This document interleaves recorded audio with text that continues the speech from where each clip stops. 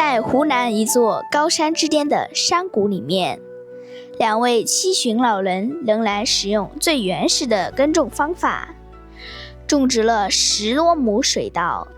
闲暇之余，他们也在这里养殖了几十头山羊，养了几头黄牛，还养了几十只鸡，还在这里开垦了菜地。这里的道路连自行车、摩托车都无法通行，只能依靠双脚上下山。这里到底隐藏了什么样的故事，以及什么样的历史过往？现在就让我们进去了解这两位老人的超能力。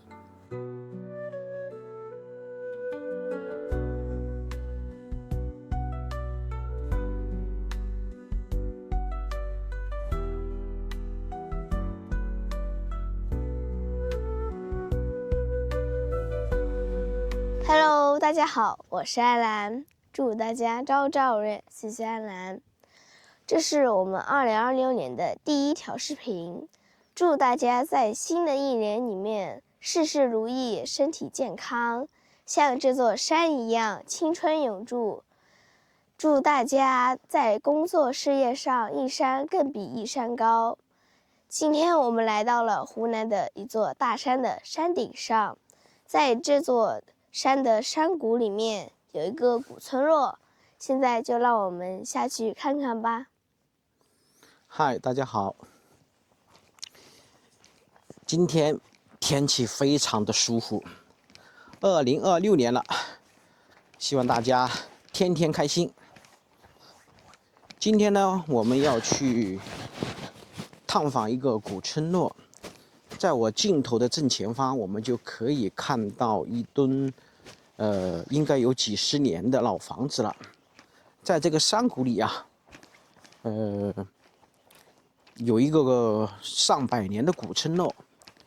刚刚在这个山顶上啊，我们遇到了一位非常热心的当地村民，告诉我们了，他们以前也生活在这个大山里面，只不过呢，山里交通不便利，现在就搬到镇上去了。离这个地方呢，有接近20多公里的路程。他们偶尔会到这个祖宅基地来做一些的打理，比如说他们周围的杂草啊，还有山上的一些竹子啊，还有这个茶籽树啊。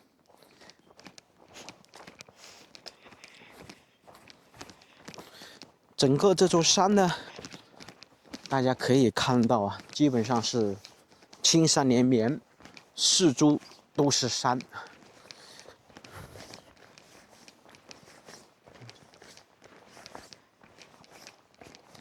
我们现在行走的这条路呢，它是一条开挖的一条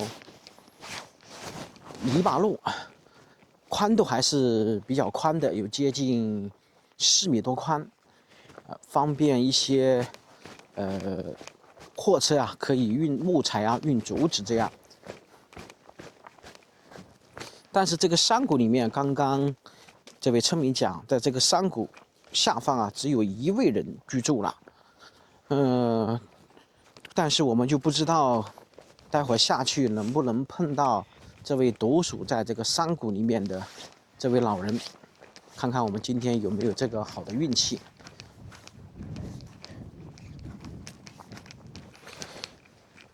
像我们镜头的这些一片山茶花，都是非常好的一个经济作物。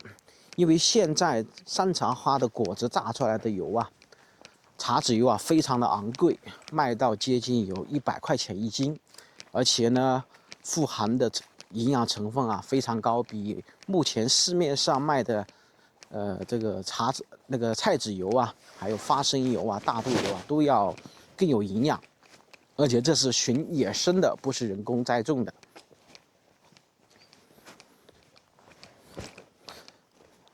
刚刚跟我们聊天的那位村民，他们家承包了3000亩的土地，专门就是栽种我镜头前方的这个茶籽。因为现在国家鼓励啊人民啊，尤其是当地的一些村民啊，就地唱书，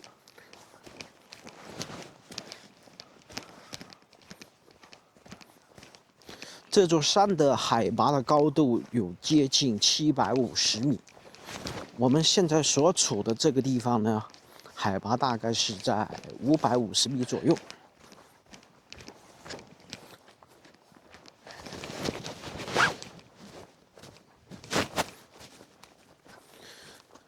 这个山谷啊，非常的幽静，因为基本上除了偶尔回来探望这位老人的村民，还有一些村民过来打理他们祖宅的，基本上平常这里算是人迹罕至的一个地方。当然，随着这个山上一些经济作物的开花种植啊，以后这个山里面呢，会慢慢的热闹起来。尤其是山顶上新开挖的这些公路啊，慢慢它会铺设一些水泥路面或者是石子路，会吸引更多的一些户外运动爱好者到这个山里面来玩。现在我站在这个位置呢，我们可以看到一个房子了，上面盖的是这种蓝色的瓦，还比较新，是不是就是刚刚山顶上这位村民跟我们说的这位老人居住的场所？我们待会儿下去看一下。它这个坡都是十分陡的，一不小心就会崴到脚摔下去。走在这个阴凉的地方啊，还是比较寒冷的。需要等到2026年的3月底，接近4月份，天气就会变得非常的暖和了。那个时候是一个非常春游的好时机了。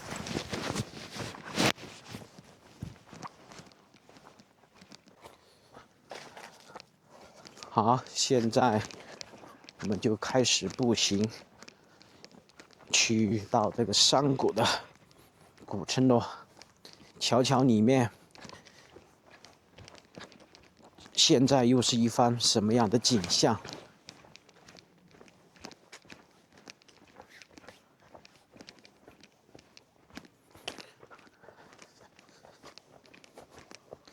在这个大山里面，估计落一口针都能听得到，是不是有点夸张？是有一点夸张，但是这个山谷里面确实非常的安静。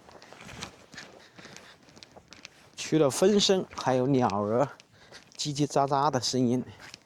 基本上现在就只有我们出来到山里玩的，已经可以看到这音栋房子了。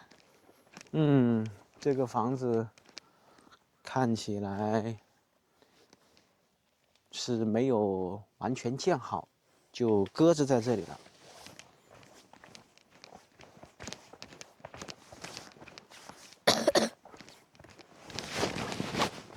当初不知道这个房子建在这里有什么用途。这电线现在都还往里面牵。这个电线都拉到这个位置上来了。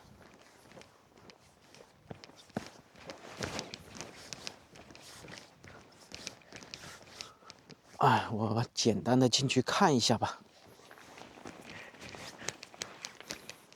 这个尽头这个沙树还是有那么大的。它这个盖的是一个小2层，上面这一层还是可以上去，但是已经荒废在这里了。然后这里也有密封箱，但是都废弃在这里了。地面做了一些硬化的处理。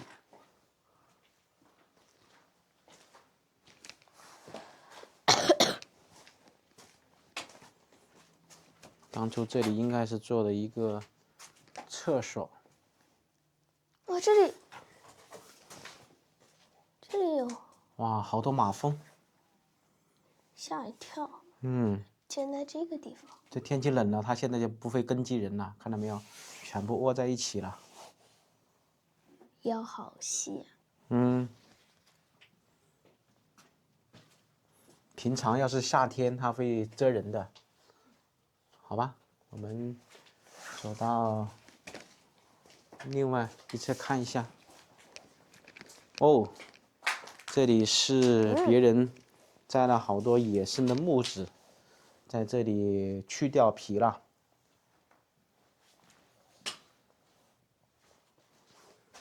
好，我们去另外一个房间看一下。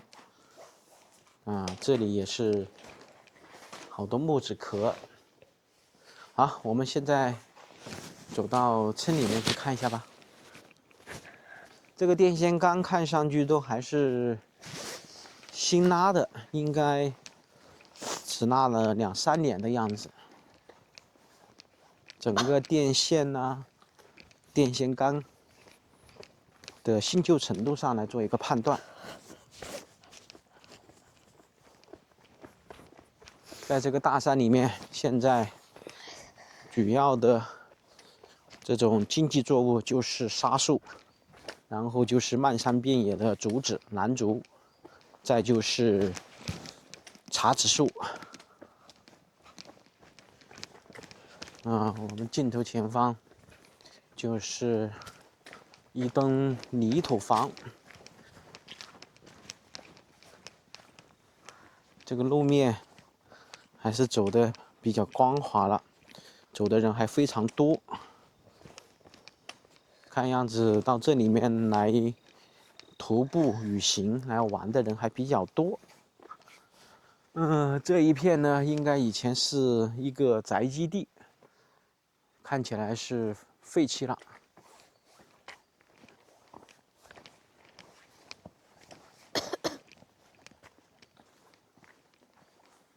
现在这个位置，夏天应该是种了一些蔬菜的，但是现在冬天了就没有种植东西了。这里看到炊烟袅袅了，应该主人家在这里吃午饭了。哦，这里还有山泉水，好清澈的，冰凉的。你好，有人在家吗？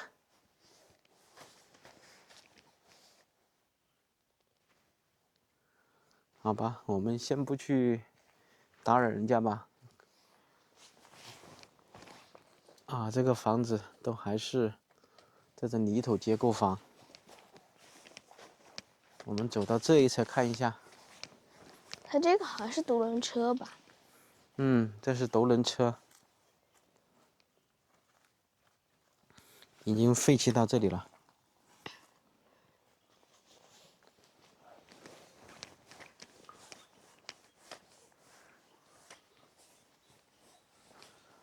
它这个草坪还有那么大嘞。这个房子应该也是泥土房，只是在泥土房的外侧做了一些粉砂，就看起来显得比较美观了。但是它里面还是泥土结构。这个房子看起来应该有40、50年。待会儿我们尝试进去跟这位主人去打声招呼，应该是有人住在里面，上面炊烟袅袅。我们先到这户人家周围参观一下吧，可能那位老人在里面吃东西，或者是在吃午餐什么的。看这里还养了一些鸡，这里应该是一块菜地。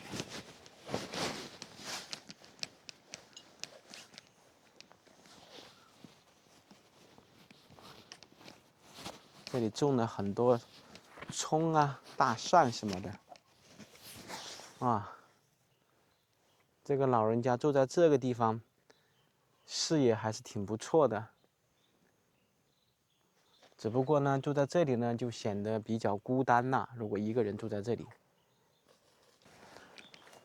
这个门已经上锁了，可能是这个老人家有做其他的用途。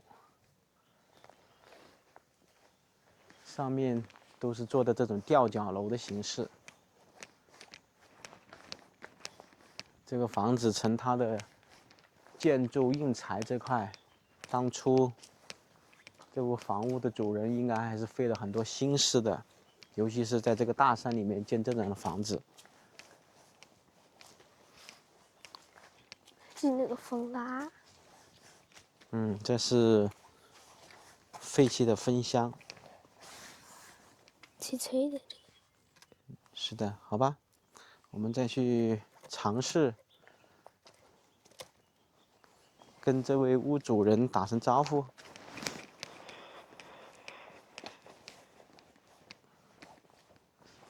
有人在家吗？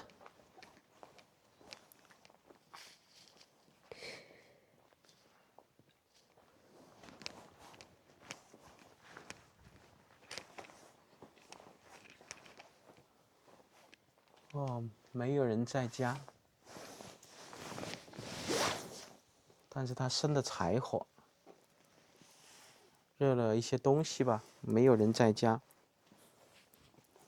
我们不进去了，因为主人不在家，我们只是在外面看一下。这里还有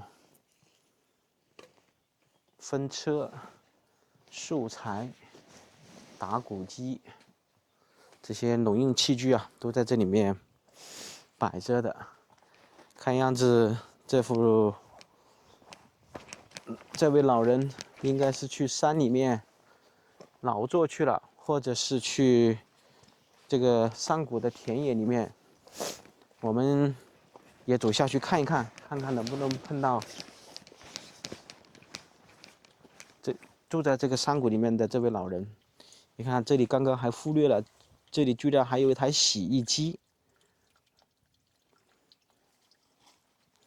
以前这些电器要是搬进来，可不是件容易的事情啊。我们应该是从这个地方下去吧。好，慢慢走。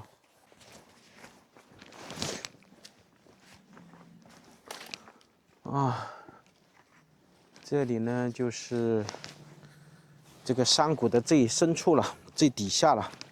我们刚刚在这个大山的上面啊，跟这个山谷的垂直高度啊，有接近100来米。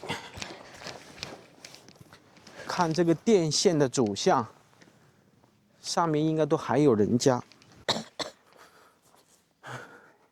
看它这个田，居然都还种了水稻。这个水稻今年都还种植了。看样子这位老人好勤快呀。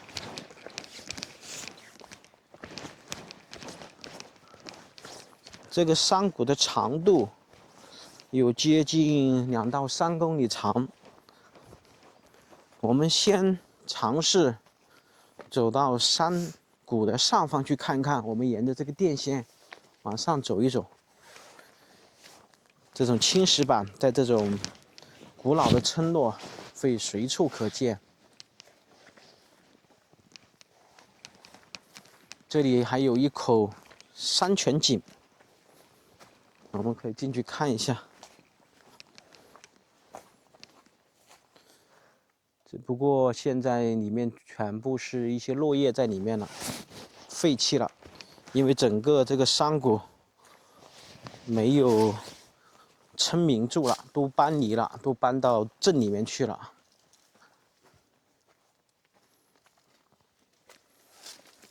这里有一朵很漂亮的花，这种花还是有点点香味的。你看这个老人家种的南瓜呀，烂了好多。这里都还有南瓜。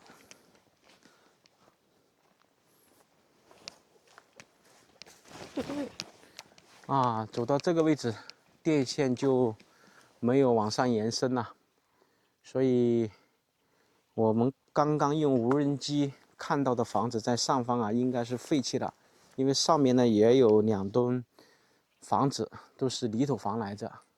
不过我们还是往上去走个200米吧，看看上面是不是有开垦的田地或者什么的。目前我们可以看到这个镜头正前方，这位老人家还种了好多辣椒，种了南瓜。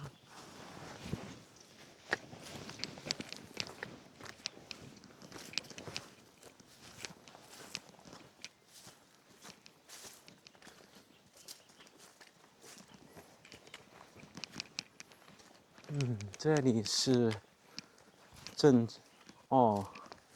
这里看上去应该是养牛、养羊的一个地方。这里都还有山泉水。哦，这里的声音就是山谷里面非常清澈的山泉水这样流下来的。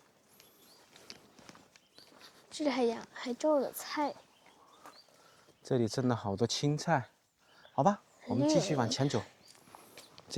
从这条路面看上去，经常有人走动，因为没有太深的杂草。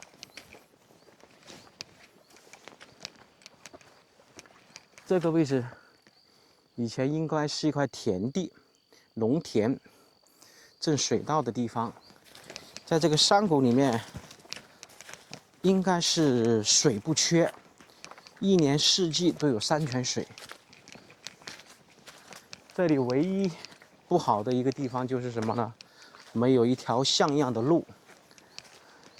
再一个呢，这里面啊，网络啊信号不佳。哇，我的天哪！这位老人家好勤快，他这里也种了水稻哎。哎呀，也是今年应该说是2025年种的水稻。这个水稻的面积差不多有5分田呢，而且他这边种的水稻全部是用种大的石块累积起来，然后变成一块肥沃的田地了。你看，每一个都是，每一层都是。更关键的事情，它这个上方全部种植了水稻。这位老人家那么厉害吗？一个人种那么多水稻，简直不可思议啊！啊，这是老人家做的一个便捷的引水渠。这就是在一些比较有情调的江南小镇上做的一个设计，做引水的。但是这里更是回归大自然了，全部用竹子这样引水下来。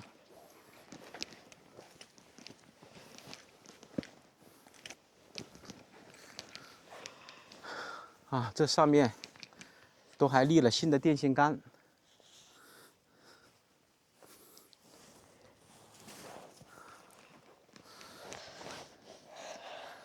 这个农田种到这里，收割的话不是件容易的事情，因为没有路过来的话，这里就完全只能靠人工收割了，没办法用收割机。所以待会儿要详细问一下这个山里的老人，跟他好好聊一聊，看看他是怎么样来种植水稻、收割，以及怎样一个人在大山里独自生活的。正常，我们还要往里面走，就可以看到另外几栋房子，但是我们现在就不往里面走了，可以100%确定里面是没有人住了，只是房子废弃在里面了。我们在这个位置啊，用无人机来把整个山谷的景色啊给大家分享一下。好，刚刚在这个地方飞了一下无人机，看了一下整个山谷的景色。现在我们沿着这个田埂啊，走到山谷的入口处去。因为我们现在身后啊，就是山谷的最顶端了，也就是我右侧这个溪水流下来的地方。上面呢，就只有一栋泥土房了。荒废了，我们就不上去了。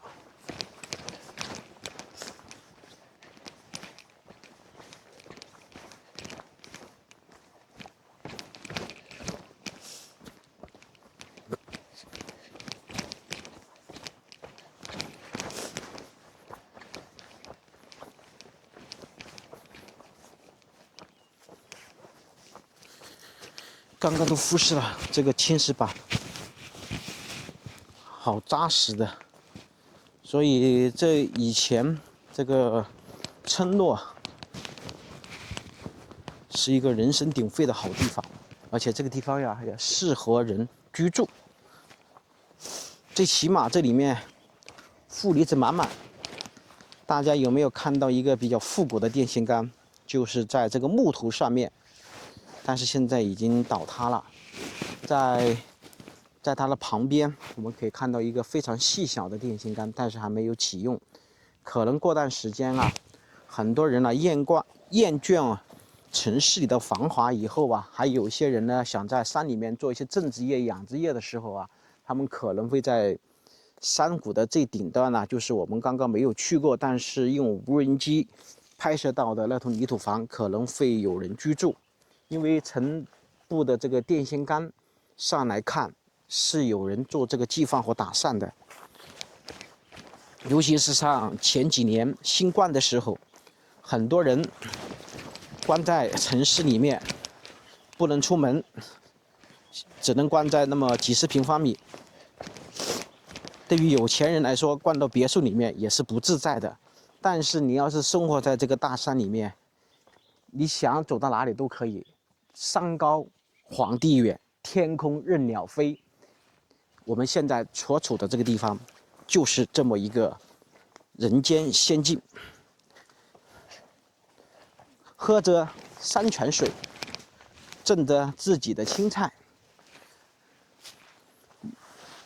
而且整个这一片土地都是一个人独享独有，这可能就是陶渊明笔下的世外桃源。早晨起来就能呼吸到负离子满满的空气，然后呢，听着鸟儿叫。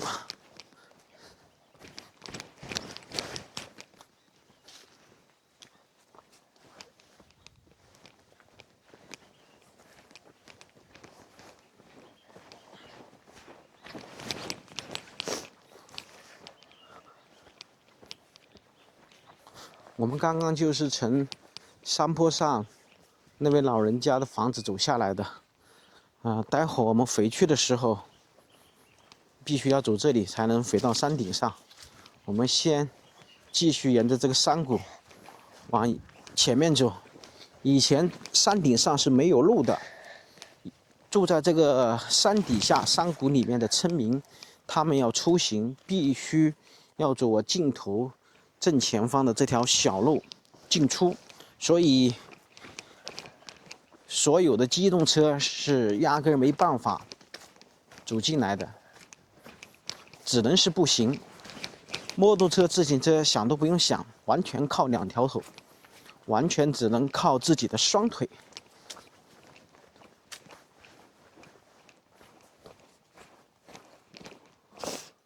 哇，这老人家开垦的田地还挺多的。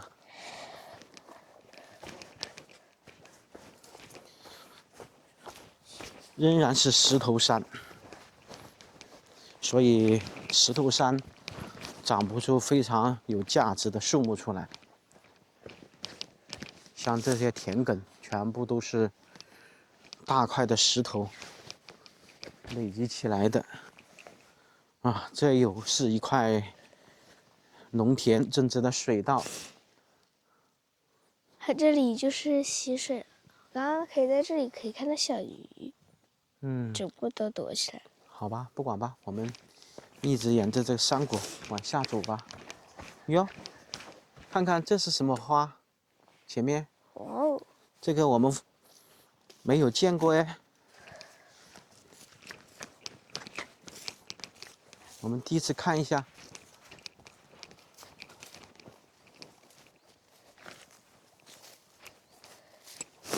啊，这不是花，是果子。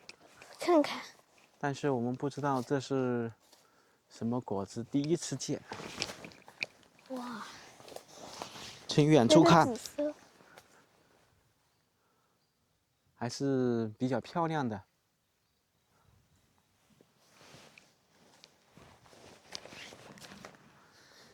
以前山里面出行，应该是从这个田埂的上方这一条路，一直沿着这个山体，就是我的正前方这个山体，转过来的。这下面呢，属于田埂。那时候的村民在这里种水稻，哪怕是现在这里没住人了，这里面的水稻田都没有荒废掉，都还一直种着水稻。所以种植在这里面的水稻啊，可以说是非常好的一个地方，因山泉水浇灌的，然后整个周围没有受到一丁点的污染，完全是高山上的粮食。好，安澜，我们继续往前走吧。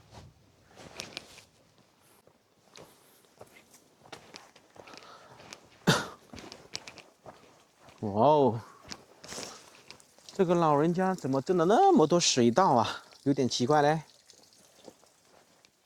这点水稻田加起来有10来亩了。那是谁来帮他收割呀？因为如果是用这种收割机来收割，就会很明显的收割机的痕迹，但是这完全就是用镰刀收割的这种水稻。哇，这里的溪水，非常的清澈。你看，全部是用竹子搭的，引的水，一直引到这个田野里面去。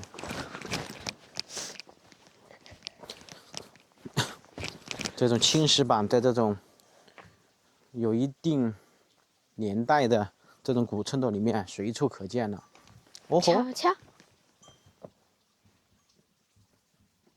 我们能听到铃铛声，是牛还是羊的铃铛声？我觉得可能是牛或者是羊吧，这可能就是羊。是一只黑山羊。哦，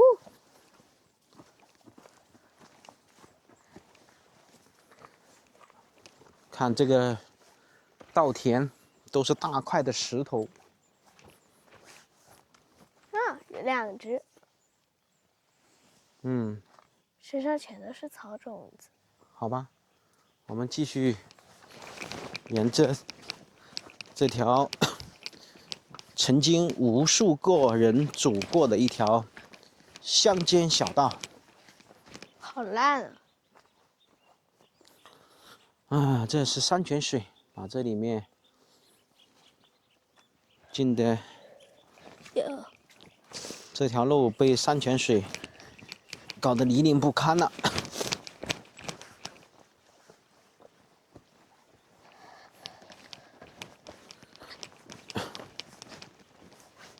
从无人机的角度看整个这个山谷，我们看到是4栋房子。我们刚刚在上面已经看到3栋了，这个位置呢还有一栋房子，我们看看有没有人住。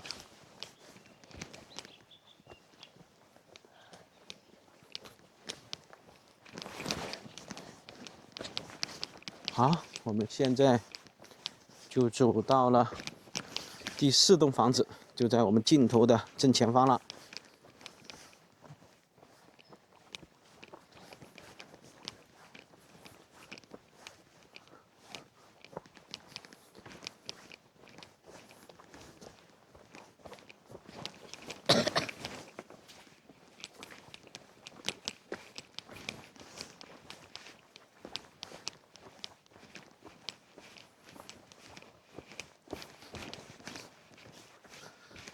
阿兰，我们应该要从这里走上去。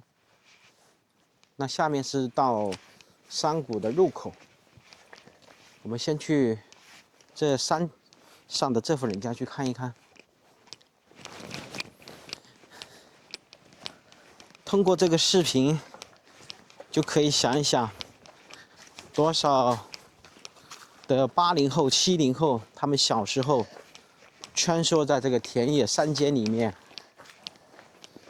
上学也好，出门帮父母劳作也罢，一下子让你们回到几十年前的感觉。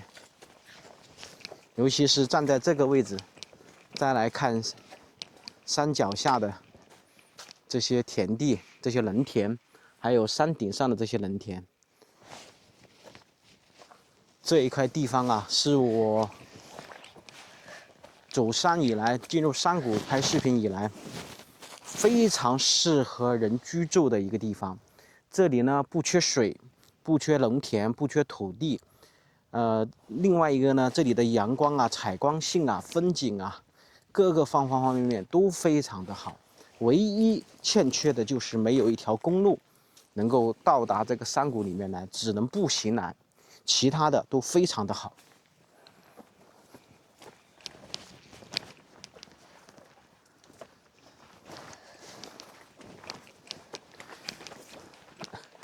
这里也是接的山泉水。哇哦，还好不是特别冰凉。啊，这些都是石头山。居然能够长出这么大的沙树来啊，也算是一个奇迹了。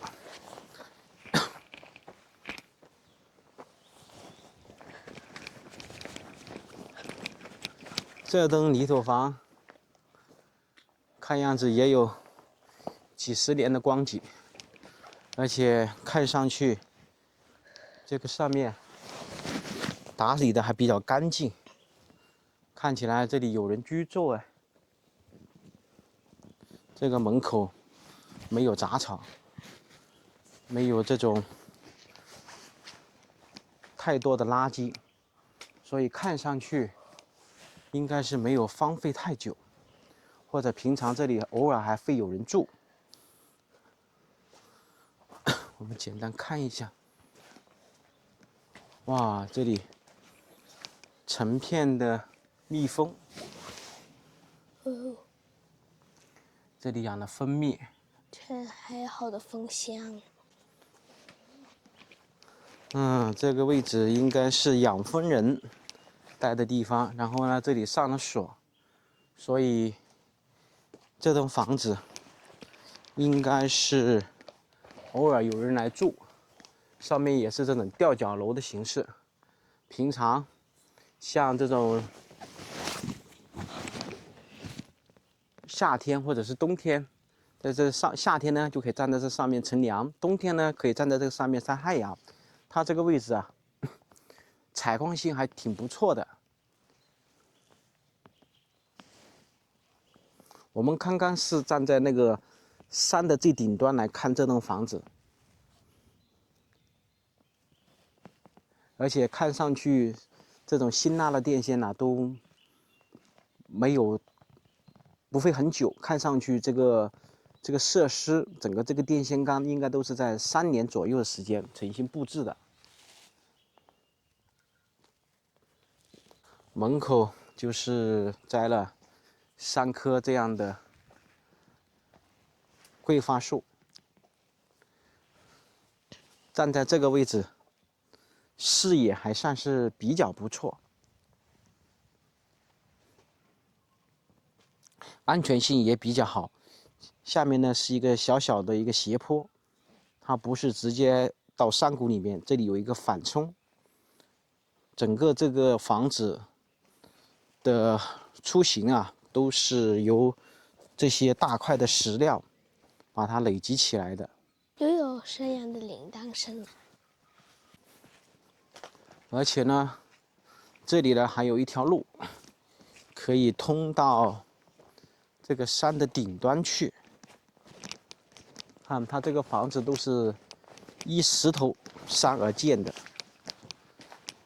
我简单的走到这上面，我花1分钟的时间走到这个上面来看一下。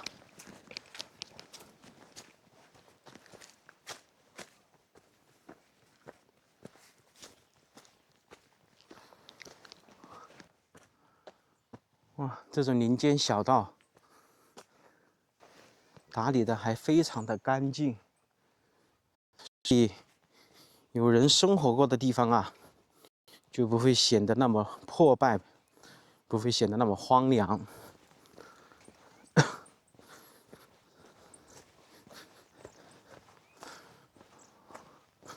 哦，这里是一个草坪，可能是山上那边老人家，或者是旁边这户人家呀，晒茶籽、晒野果子、晒其他的一个好地方，因为这里阳光特别的充足。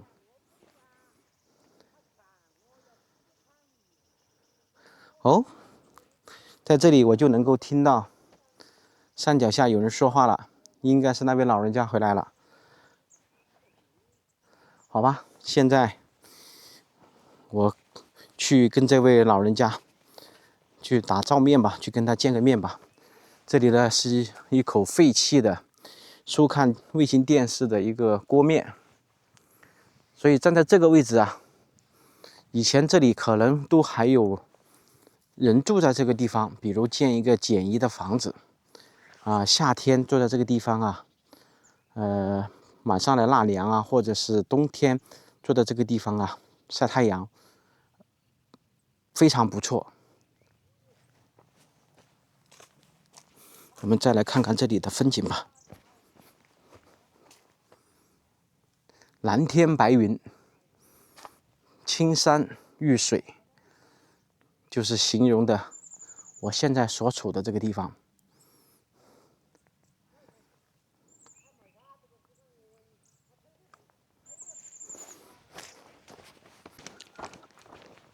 好，现在我们走下去，沿着山谷走到山谷的入口处去。刚刚我在这个山顶上听到了这位独守在深山里的老人的声音了。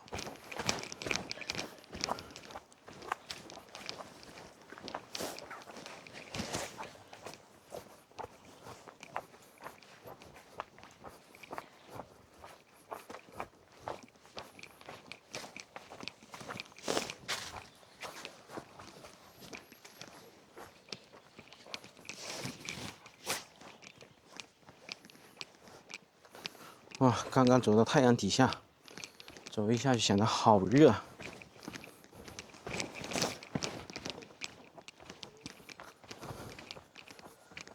走到这，哇，山羊的声音好清脆，对不对？是的。铃铛声。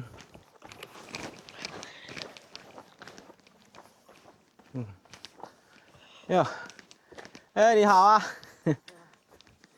你这羊是你在放啊？爷爷你好。我带我女儿出来玩。我说我带我女儿出来玩。你好。老人家你贵姓啊？啊？你贵姓啊？我姓刘啊。啊，姓刘啊。哎。你多大年纪了？我70岁了喽。你70岁啊？哎。70还是77？嗯。77还是7070哦。啊，70岁啊？哎。你一个人住这里啊？哎，我可能有个老钟。啊，就是刚刚那个生火的那一家人是你的？哎。啊，你一直在这山谷里面放羊啊？哎。有养了牛没有啊？啊？有没有养牛啊？养了牛哦。养了牛啊？哎。那你一个人全部是你一个人在做啊？哎。那你不很辛苦吗？哎。这个稻田也是你在种啊？哎。这么多稻田全部是你一个人种的？我的用过人，给的我的一个人。啊，这个屋子还有人住。嗯。但是我刚刚上去没看到人。嗯。他也是出去玩去了是吧？还得去的。啊，去下面了，去村口去了。哎。下面。啊。整个这边的所有的水田，就是你们2个人在种啊？哎，我的2个人。这里有10几亩田呢。哎。那你们怎么收割呀？全部靠镰刀割吗？哎。我的个是用牛，我的手用打谷机。啊，用打谷机。嗯。但是你们2个人也忙不过来呀，这么多田。哎。有其他的你的亲戚朋友会过来给你帮忙，帮你疏割水道吗？我有别人帮忙哎，我这有用个人。啊，没有任何人帮忙，啊，就完全靠你们2个人。哎，那个人他的年龄跟你差不多吗？也差不多，也是70岁。也是70岁。哎呀，我，那你们很辛苦了，2个人种那么多水道，种那么多水稻，你们是卖还是自己也吃不完呢？啊，你们种这么多水稻也吃不完呢？哎，吃不完把这去买下。啊，就卖掉了。从这里到山谷下面还有多远呢？我的到下面还有1公里路，还有1公里路。还有1公里。哦，但是走到这里面来就只能是步行了。啊，那你们平常出去都只能是走这里，完全靠步行了。你就是一直都是你1个人住在这里面吗？啊，哎呀，那你吃那个什么盐呐、肉啊、油啊是怎么搞啊？都是你自己买吗？油啊、盐啊，我都是自己买的。全部自己买。你有就像你的老婆孩子呢？毛的老婆孩子，哦，没有结婚啊？哎，哦，不好意思啊。那你就是1个人独自生活在这个山里了？哎，嗯。那说话的人都没有1个啊？呀，以前这个村子里面是不是有很多人呢？他的有好多人。啊，下面有很多人，但是这里已经没人了。哎，以前几十年前这里有人多不？哎，几十年前这里人住的人多不多？啊，我说以前这里几十年前这里住的人多不多？几十年前的人多。啊，这里住的寻这个人一下去这个的，啊，就是住在这里面的人全部搬走了。啊，一下搬走了，那个已经我形式好个了，啊到我们的了，啊，我们，他就到我们那个江上回来，不是到我屋里打灯啊，啊，就是没有人愿意再生活在这里面了。啊，这里他们搬出去多久了？其他人？其他人我有的10多年的，啊，才搬出去10多年。我还有我还有车子啊这东西，啊，我的，你有侄儿侄女了，啊侄儿侄女外甥了。啊，我还有家母，啊，嗯，我们是车子开到这个山顶，然后走下来看一下。那你1个人坐在这里面不怕呀？不怕嘞，没有啥东西没有什么其他东西啊，像野猪啊这些，蛇呀是不是有啊？啊。像野猪啊、蛇这些有没有？野个东西有，有野猪。哎，蛇呢？那些毒蛇呢？在毛的才的，啊，没看到什么蛇。在哈子有捉个的嘛，啊，捉到会掐个的呗。啊，明白。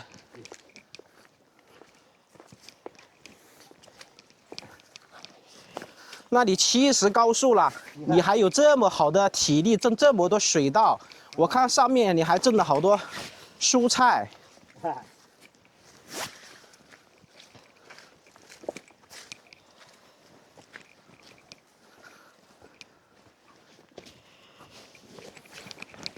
这些路面这么干净，都是你跟另外1个人清理的了。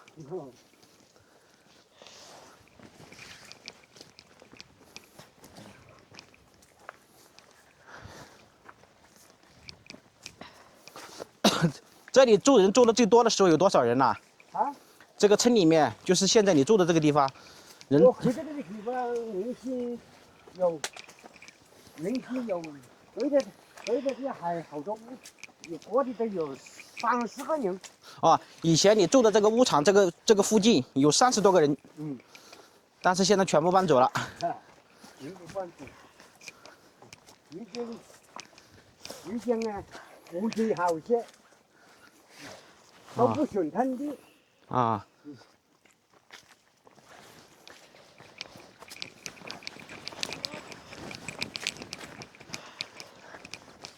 那你这里就完全是靠种点水稻，哎，然后养了多少只山羊呢？养的几十大只。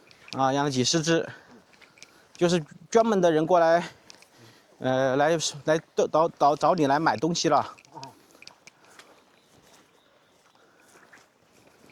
你这些电线应该也才拉不久吧？啊？你这些电线也才拉不久吧？哎，拉了有5年吗？我拉个几年的。啊，这个地方好哎，这个山谷里面好安静的。哎，安静。啊，环境也好，空气也好。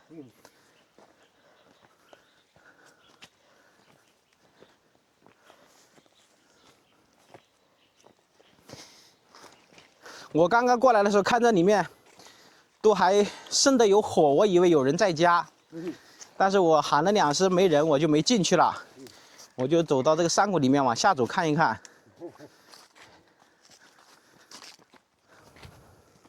你已经吃过午饭了吧？我吃过午饭了。啊，吃过了啊。你怎么吃午饭？然后我们吃过了，我们吃过了才出来的。哎呀，这是你侄子吗？你的单据不是这个的那个？啊，对。没其他的呗？没有其他子。他是找你来买东西的了。有什么东西好买了？买蜂蜜吗？你啊，卖蜂蜜啊？多少钱1斤啊？80块钱瓶啊？1瓶有多斤？哎呦，啊，1瓶2斤，那差不多嘞。哎呀，哎，好久没爬坡了，好久没这么运动，哎呀，走得气喘吁吁。我们看到这里好像有人住，就下来看一看。你到这里来找老人家来买蜂蜜了。他这个是登记蜂蜜吧？嗯。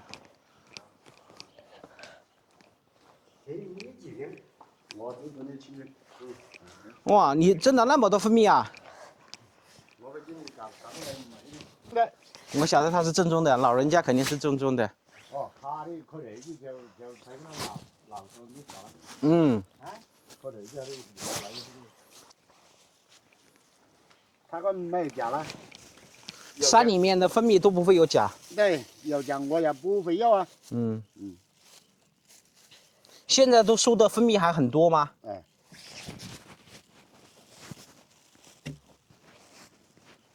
都是有的。都是一样的啊。这边啊。你开始过来的时候也是他不在家吧？对。我不在家，我就去找他一下了。啊。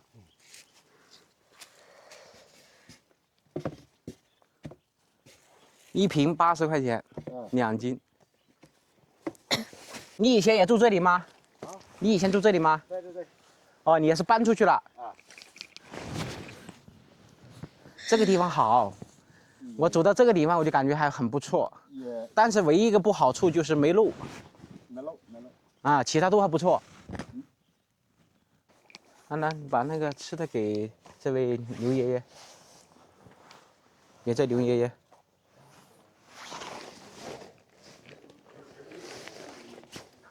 等一下，等他们忙完。这个房子就是你住的？你住这么大个房子啊？旁边那个房子也是你的吗？也是你的。你这个房子有多少年了呢？有没有80年？这栋房子是86年起的。1986年修的房，那就差不多刚好40年。明年刚好40年了。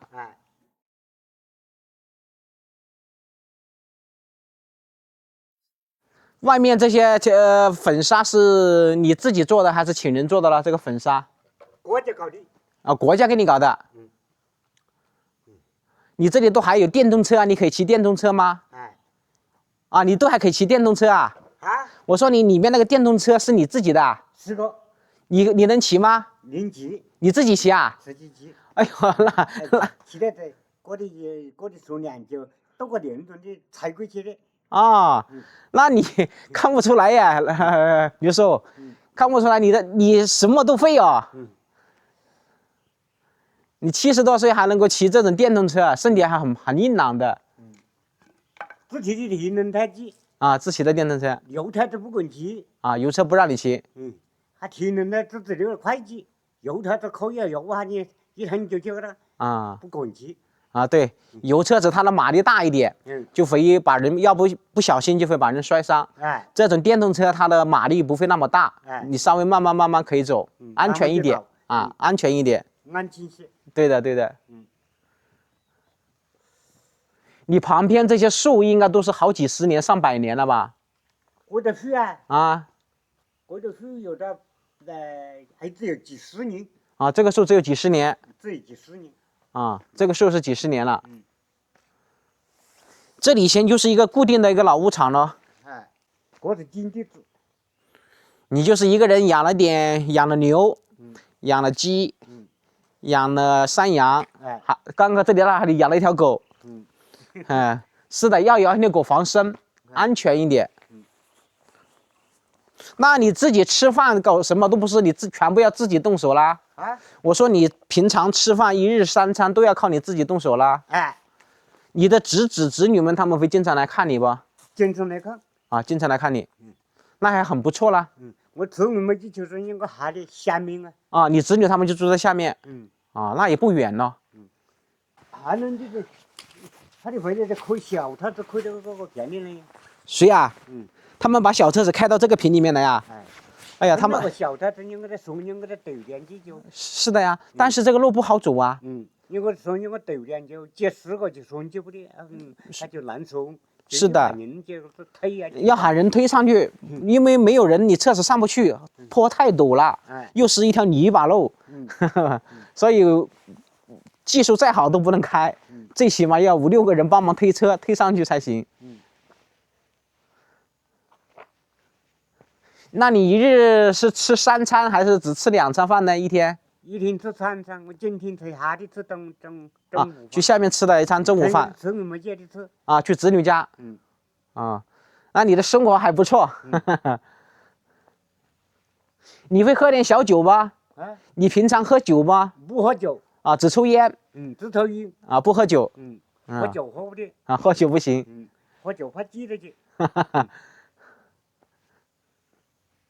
这些蜜蜂都是你养的吗？4个。你养了多少你养了多少蜜啊？我养的啊，养个有30箱。30箱蜜蜂。30箱的话，一年有没有100来斤的蜜？啊？一年的话有没有100多斤蜜？今年都养有200多斤蜜。啊，你今年就200多斤蜜啊？2025年。今年我分的只有10多箱子。啊，今年只有10多箱，10多箱的这样的蜂箱，但是你产了有200多斤蜜。哇，那你这样子的蜜蜂还挺多的嘞。还有蜜蜂呢，这都看上的。你这个房子这里看上去像漏水了嘞。要修一下，让你的子女们帮你修一下，这里看上去漏水了。还在修啊？啊，70多岁的。你可以，你这个身体很好。你平常就是你看看，你平常天天这样子行走啊，你看这里你忙个不停啊，又是砍树啊，又是养鸡养鸭呀，忙个不。跑点秘籍你瞧。不用，谢谢，不用。我们就走走看一看，玩一玩就行了。那你那边刚刚山脚下那一户人家会上来跟你聊聊天不？还是你去找他聊天，还是他来找你聊天呢？他碰到上来聊几天。啊，他上来找你聊一下天。他也只有一个人吗？还是他也没有结婚？还有没结婚，还得搞个一个婆婆去。啊，他还是后面找了一个伴儿。找了个伴。啊，还有几个兄弟。啊，你吃的这些东西都是说，除了种点菜，那你就是平常，你说的就是什么柴米油盐，米不缺，你还有多的。那其他的东西就去外面买了。也去赶一下集了。我的侄子啊，这里碰到事了没有？啊，就是你的侄子。帮你送点东西过来。我的车子啊，这还得有个说，我的老乡啊，去了有个说的。啊，住在上面一点。去在上面。啊。还个买个屋在你这里夏天热不热？夏天热不热？啊？夏天的时候，这个地方热不热？不热嘞。这里不热啊？那但是现在我冬天站在这个地方还是有点凉快哦。哎，我的夏天电风扇都不要啊。啊，夏天电风扇都不要。电风扇都没得，不要啊，过期。但是冬天就要烤火了，要不然就非常冷。哎，冬天就烤火。这边的土你开垦了没有？啊？这边的土你种了吗？这边没种呢。啊，这边没有种。这边就等于荒掉了。以前这里是有人住咯。啊？以前这个上面也是有人住咯。前面这个没人去，就是人到下面。啊，一直到那个上面去。你这里平常不看电视吗？我没看到有看电视的那个卫星锅。有电视呗？啊，有电视没？有啊。哎。你这里面可以看电视啊？哎。因为我没看到看电视的设备。你这里鸡养了多少只了，刘叔叔？我的鸡呀。啊。我的车子啊，就做到那个。啊，你的侄子侄女给你搞过来的，让你帮忙养。养完以后，他们就拿到逢年过节就自己杀了吃了。因为你这个地方适合散养。你住到这里面有没有那种小偷小摸的人到你这里来偷东西啊？没得。没有是吧？是的，要安全。一个人住这里还是要安全第一。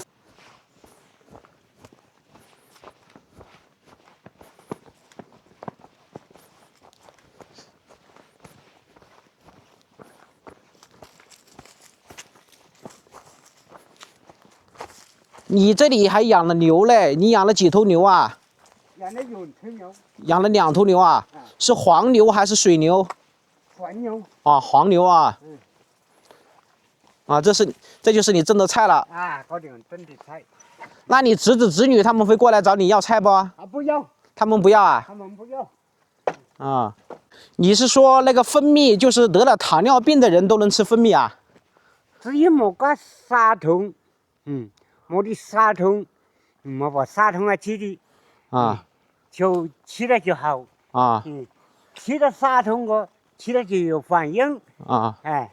啊。什么样的人不能吃蜂蜜呢？蜂蜜没得假。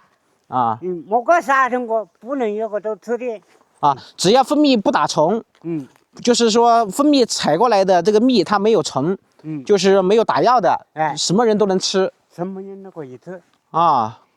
我以为很多人像尤其是糖尿病的人，他们是不能吃甜的，他们只能吃基本的那种米饭。这个还就吃的杀虫就吃不得。明白。刚刚刘叔叔说，他的侄子侄女走这条路，开车下来，然后上去看一下有多堵。如果不是四驱车，根本不可能爬上去的。哪怕是四驱车，都需要有人帮忙推，因为它是一条泥巴路，抓力不够，而且坡太陡了，接近80度的陡坡了，一不小心就会溜车往下滑走。